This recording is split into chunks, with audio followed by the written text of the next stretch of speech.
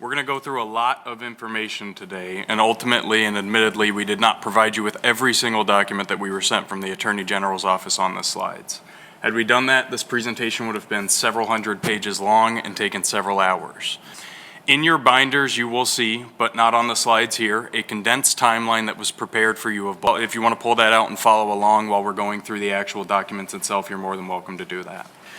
So we'll start on the Cornack investigation at the Attorney General's office. What we found here and is on the slides is the actual start of the investigation in the Attorney General's office itself. A news article is attached to an email.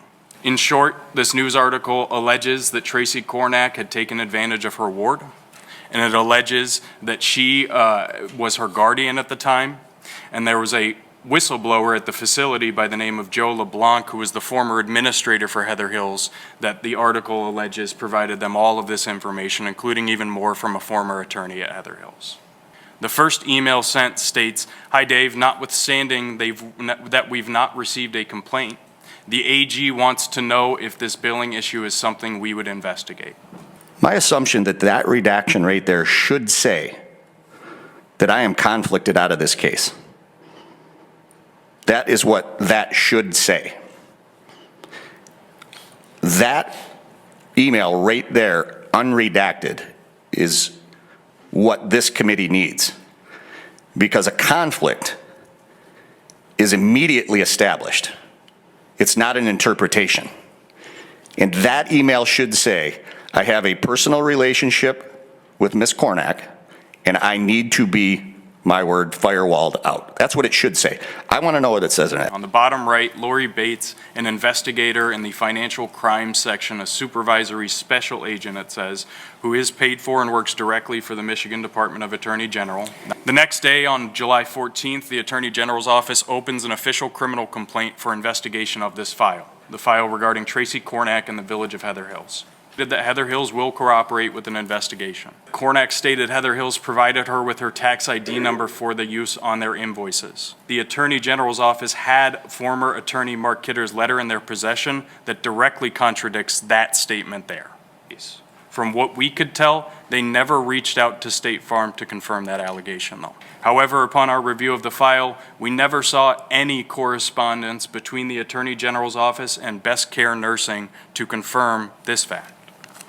The Attorney General's office then moves forward with the investigation by sending an email to Joe LeBlanc's old work email. In this email, they offer him directly, Joe LeBlanc himself, an opportunity to file a complaint with their office. Attorney General Dana Nessel receives the entirety of a file that is titled Cornack zip file. And we still don't have a firewall established. That's correct. At this point, we could not find an isolation wall being put in place in the file. We uncovered throughout our investigation that this was the entirety of the file that the investigative reporter had who broke the story. It is everything that Joe LeBlanc provided him to make these allegations publicly.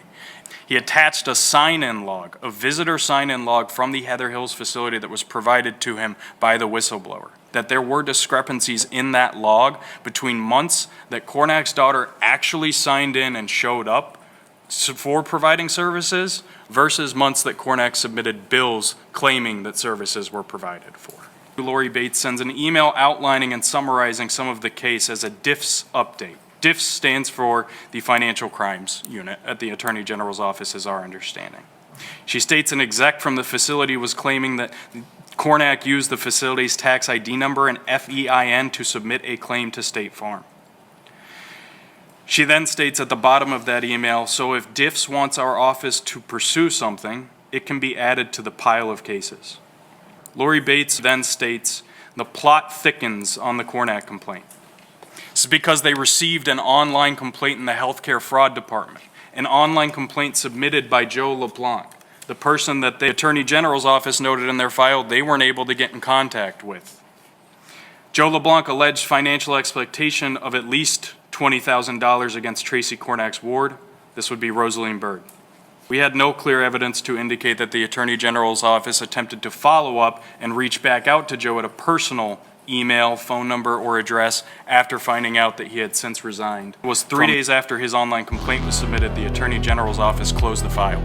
The Healthcare Fraud Division stated that our review of your complaint has revealed that there is insufficient evidence at this time to warrant further criminal investigation. We are therefore closing your file, and it's sent back to the Financial Crimes Division. The Financial Crimes Division that Lori Bates was the investigator of and had already, for all intents and purposes, conducted a full investigation. Before the file is officially forwarded to the Financial Crimes Division, an isolation wall is put in place. The language in that isolation wall is clear. It's unequivocal. It is to exclude Attorney General Dana Nessel from access to the file, refrain from discussing the matter in her presence, prevent Attorney General Dana Nessel from viewing any documents or materials the Financial Crimes Division may have, refuse to receive any information related to this matter from or provide any information related to this matter to Attorney General. Once you saw the sufficient evidence here of fraud, did anyone submit a complaint to the local attorney general or sheriff's department or whoever to investigate it first step? Was that done? And when it comes to isolation walls, it should be put in place and disclosed by the attorney who has a conflict immediately. As soon as they are aware that a conflict exists, it should be disclosed. That even mentioning Tracy Cornack's name as being investigated could trigger that wall under the ethical duties that we as attorneys are bound by. But there was several independent agencies that also investigated this, including the Kent County Sheriff's Department, who started an investigation the month after the Attorney General's office closed the file and ended up concluding that there were charges. They sent it to the Financial Crimes Division again, back to Lori Bates, who had already discussed adding it to a pile of cases. Dana Nessel states, Ms. Cornack has contacted me regarding this matter. Mr. Redacted's allegations are apparently holding up a potential judicial appointment for her in Kent County. She has requested the documents from our investigation. Will she need to FOIA them? I think wants to be able to assert that the claims made by Redacted were never substantiated by our investigation and the case is closed. The file was closed, claiming that there was insufficient evidence and that, more importantly, their primary reason for it was that they claimed the alleged victim they determined to be the village of Heather Hills did not want to participate. Are we under the assumption that this entire circumstance, that Heather Hills is the victim here? Is that what the Attorney General's office is presenting? Yes, sir.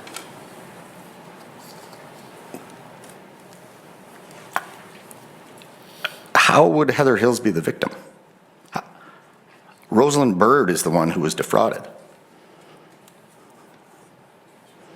think that would be a better question left for the Attorney General's office, sir.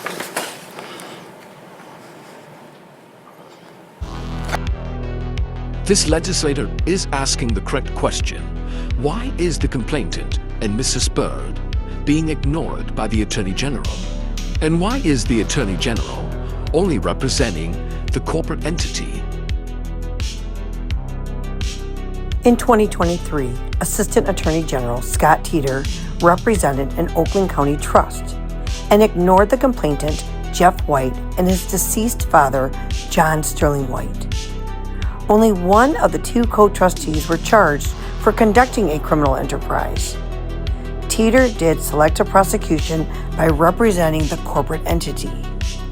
On November 21st, 2024, the attorney co-trustee of the trust, Thomas Brennan Fraser, faced no consequences, and only David White was found guilty and sentenced to 4 to 20 years. Thank you, Representative DeBoyer and the House of Representatives Oversight Committee for looking into the corrupted misconduct that is harming our elderly and vulnerable loved ones.